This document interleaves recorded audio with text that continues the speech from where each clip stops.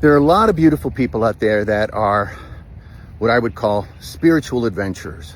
And they're out there, they're learning, and they're taking every workshop and class, and they're reading every book, and they're doing this and they're doing that.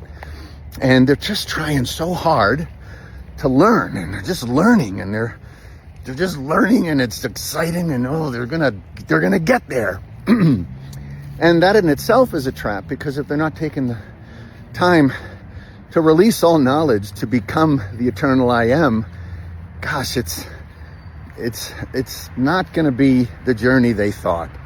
And yes, knowledge can trigger devotion and expansion, but so can bhakti, so can just love of the universe, love of other, love of self, love of service to others.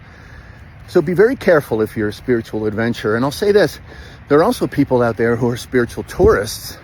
They're looking for the next high. They're trying every single thing there is, and they're edifying themselves. They're almost worshiping themselves in their obsession with that spiritual travel. And it's not that it's a bad thing. It's just that if your goal is to liberate in this lifetime, it's best to be careful how many things you're adopting, how many things you're trying. It just gives the mind more fodder to perseverate on, to consider, to work through. And I'll tell you this, that little emotion, that unprocessed event that's sitting within you at the top layer, it's begging to come out.